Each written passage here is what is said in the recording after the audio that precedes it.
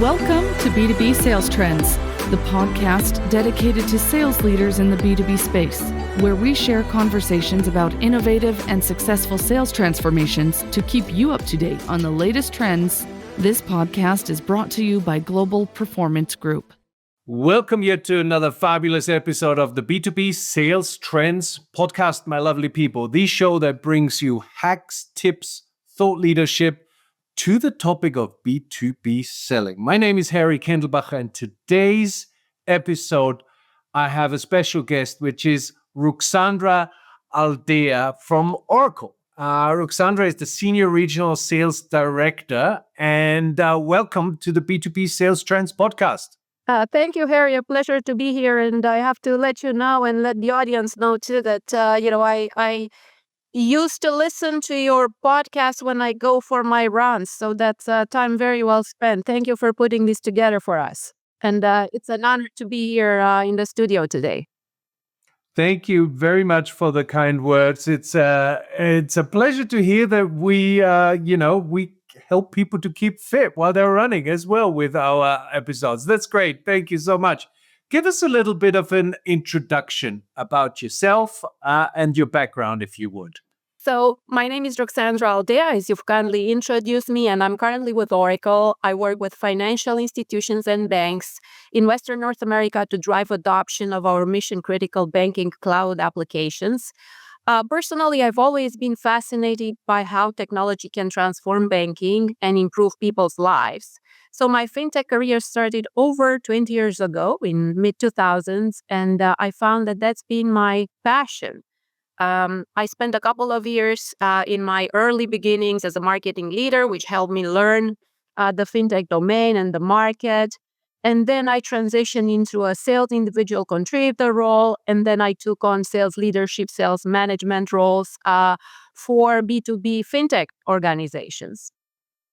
Throughout my career, I helped grow market share and revenues for a wide spectrum of organizations, from global, public, B2B technology companies, as well as private and pre-IPO VC-backed B2B fintechs. Very interesting. And I know that the fintech sort of the landscape, the sales landscape, should I say, is generally very challenging. You know, the market is really full of competitors. Many competitors are very similar messaging in a way. What do you think that makes it hard for buyers to sort of cut through that noise? And what's your biggest, or what do you think are the biggest mistakes, salespeople or sales teams in that space make in that tough environment? So I'd like to start by describing how the fintech domain has changed in the last 10 to 15 years and what this means from a buyer and seller perspective. So there's been a massive growth in the number of fintech providers and fintech organizations. And some of these new fintech startups have been addressing niche customer needs or niche market segments. And a lot of the fintech startups were obviously born in the digital and cloud era in the next decade. And the growth in fintech was driven by the availability of abundant capital. To give you an idea of investments in fintech startups, those grew sixfold from 2015 to 2024. Wow. The emerging fintechs were also driven by the fact that the banking sector has been slower in digital and modern technology adoption. Hence, there was an opportunity compared to other sectors that were faster in driving digital adoption. So with the growth in the number of providers and the growth in the number of solutions in the market, this has led to a lot of what I call white noise, because a lot of the solutions and like emerging products in the market, a lot of the products seem to have overlapping features and capabilities and similar sounding value propositions. So what this has resulted in is elongated the sales cycle because now there's a larger number of solutions that buyers are evaluating, and there's a deeper due diligence in these processes. So these are some of the factors that are changing the enterprise sales world in this domain. And since procurement is still done by the RFP, I've always been hearing buyers still procuring solutions by RFP, saying that, for example, the RFP answers are very close. All of them have yes for everything. Therefore, it's harder for them to make decisions. Yeah. And I'll say one other contributing factor to kind of the complexity of the sales cycle in this domain is the fact that with the newer fintech startups coming to the market, the question is always whether the product or the software itself actually matches the PowerPoint or the value proposition they are presenting to a That's a buyer. good So the point. question is whether it's real or not. So that these have been some of the factors, again, making it more complex for buyers to assess the right solutions and making it imperative for sellers to really adapt their approaches. And what do you think that sellers, clearly it's a difficult place for sellers to be, right? What do you think sellers need to do differently to create that relevance, especially when the market is so flooded as you have just described? I'd say that's a question I could talk about for an hour, but I'll try to really simplify it. I think first of all is to be really good at understanding the business case, and the value drivers that the client has, and being able to help the client through determining a potential ROI for their change. And the business case is always based on educated assumptions to determine, the ROI, so the project can receive investment. But what I'll say is the ROI proof doesn't stop at the time of the sale or at the time of the project decision. The ROI is an ongoing measurement. It has to happen at points in time, in year 1, year 2, year 3. Where the ROI process typically breaks is twofold. Clients can work on an internal business case, so there is no visibility to the vendor in what measures have been committed internally in terms of ROI and project success.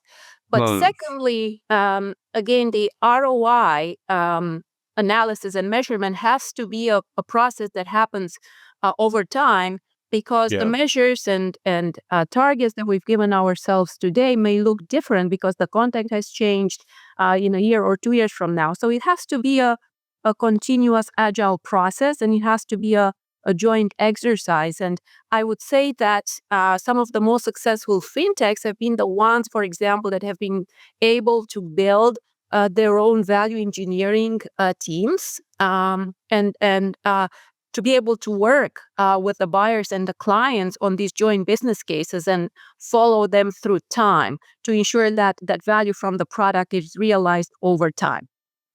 Yeah. It's interesting when to the ROI case, the business case, that value driver. I mean, these are things that I think anybody selling at that level just needs to be experts at. Otherwise, in that crowded marketplace, it's really challenging. I've just spoken to a friend just before this recording. He was in Amsterdam for the Money 2020 big expo. I'm not sure, sort of in your space.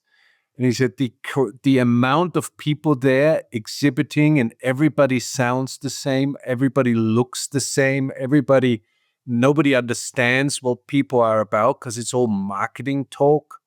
It's really challenging for people who are interested actually in getting a solution to their issue. So it's an interesting space. And sometimes these sellers act more like marketers. They plan, they segment, and they personalize.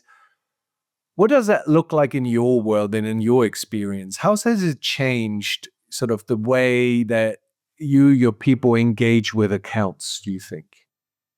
Your comment about the conference that you attended and the fact that there's, everybody seems to say the same things, talk about the same things. It's actually brings me to a good segue from the prior topic that we talked about how the seller's role is being reframed in this changing reality.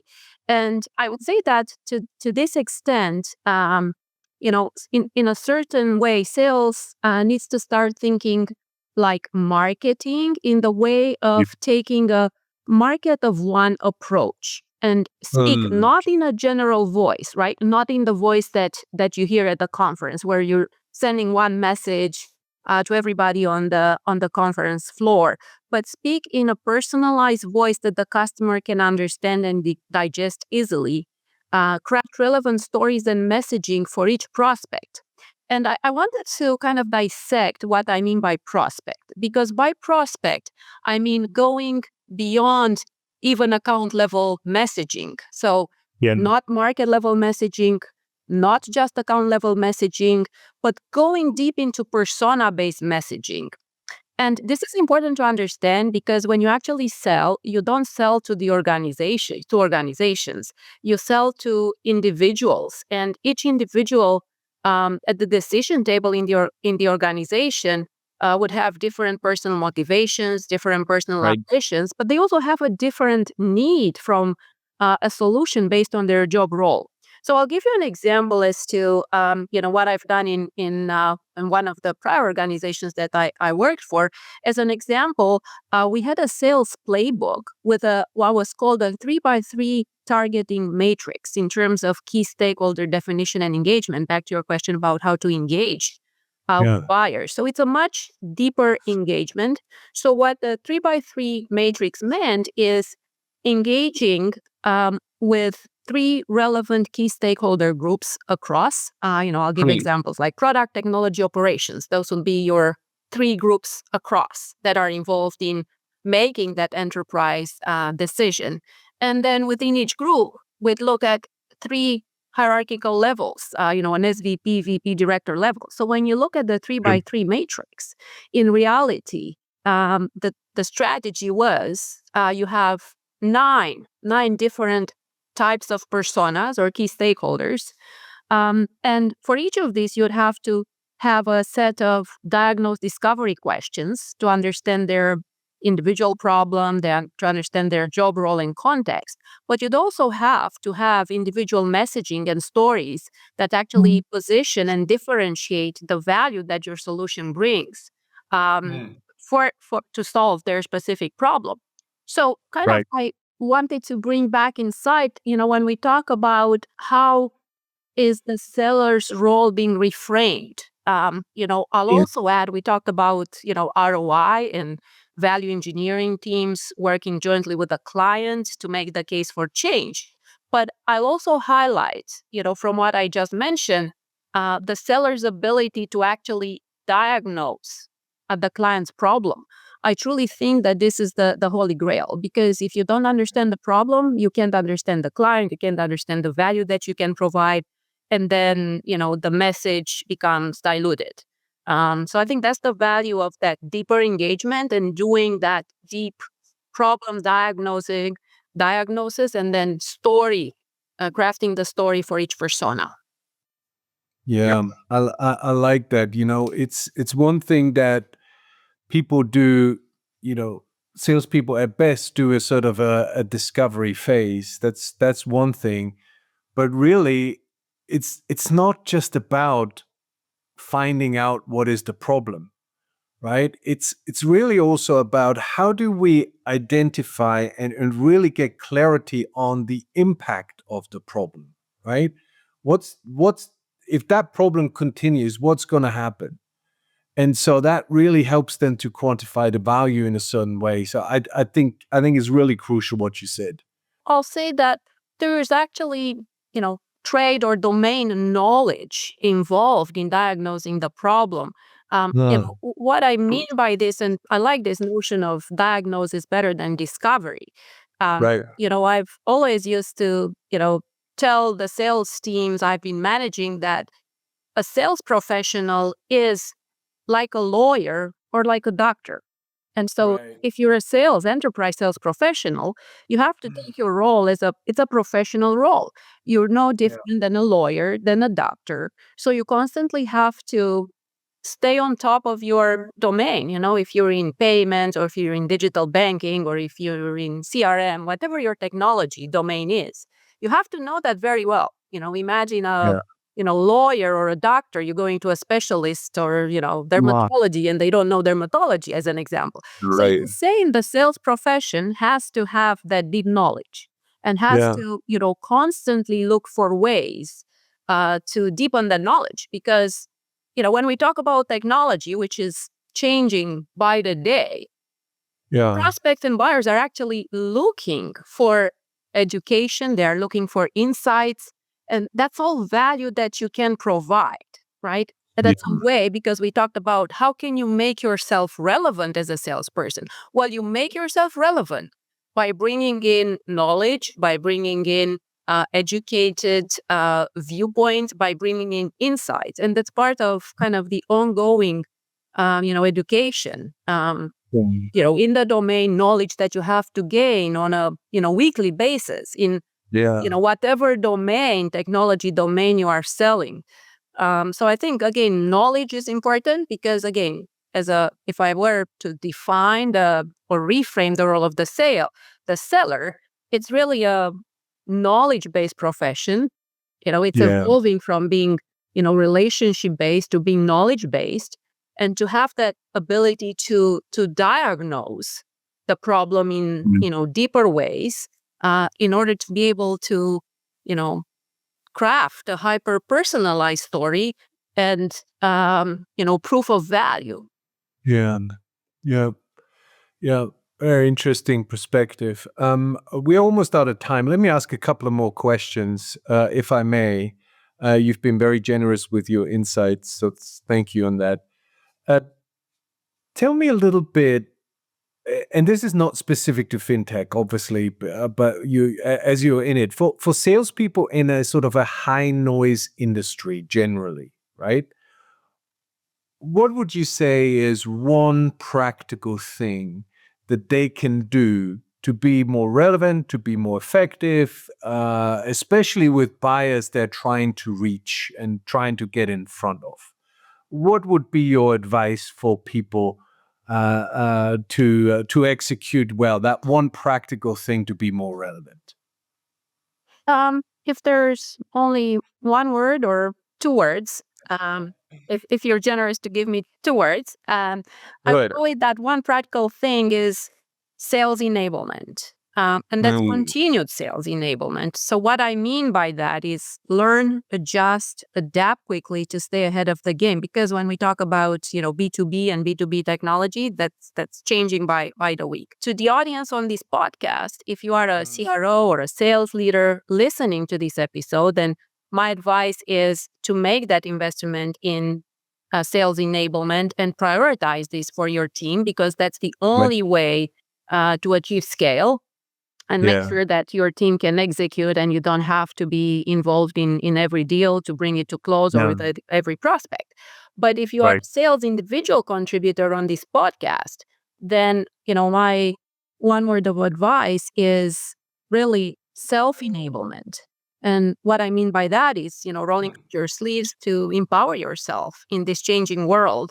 And I talked about, continuous knowledge and learning. I talked about getting better at diagnosing client problems. It can be as simple as start with a 3x3 matrix or whatever you make it for your type of business, and start crafting questions as a simple exercise. And I've done this with one of my sales teams in the past, as simple as, what questions would you ask if you were to meet these 5 people? So it can start with, simple steps towards that, self-enablement, and, looking to do it on a consistent weekly basis. Right. I really like the term self-enablement. I actually haven't heard that before in all these episodes so I'm going to steal that from you. That's a really cool term. And I completely agree. A lot of the time people are waiting to be led somewhere or be given somewhere or to somebody to enable them. But you really have to self-enable yourself and bring that piece to the table too. And I really like that thought. I have a last question for you, Ruxandra. Last question, like on every single podcast I ask, is what do you think in this tough environment? What are the top 3 qualities of elite salespeople? I would say number one is prepare. And prepare can be applied in any context. Prepare for any meeting, any conversation, but prepare for tomorrow. Prepare yourself to gain more knowledge and learn. The second part of it is really client focus, and it may sound like more on the same path, but I would say it truly is back to the basics in terms of focus on your client, understanding the client, their context, understanding people specifically, not only organizations. So client focus, stay close to your clients, be an advocate for them, understand them and their context. And the number 3 factor would be, never lose your energy level. Sales and sales success is really a result of activity. Activity is the only thing that we can control. We can't control buyers. We can't control competitors.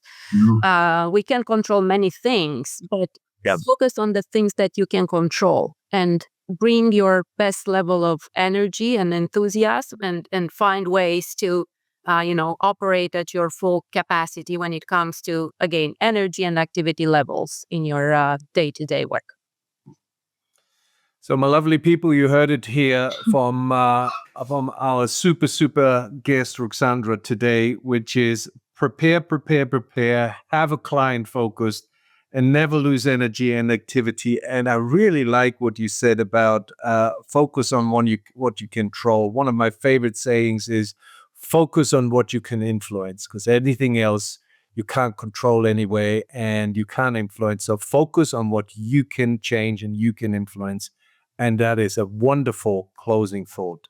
Ruxandra, thank you. I know our listeners very, very much appreciate your insights and thought leadership. So thank you for your time. Thank you, Harry. It's been a pleasure to be here, an honor, and I look forward to continuing to listening to your fabulous podcast. Thank you. Thank you. 2 calls to action, my lovely people. First of all, go to the b2bsalestrends.com to either listen to this episode again or to others, share it, forward it, subscribe to it. Also on our B2B Sales Trends podcast YouTube channel, as well as go to globalperformancegroup.com, where you can try out our cost of inaction calculator, which is how do we calculate win rates, and what are you missing out by not doing the right things every month? So our cost of inaction calculator, go to our website and try it out. And so thank you so much, everybody. Look after yourself, your loved ones, and especially also your B2B customers. All the best. Bye-bye.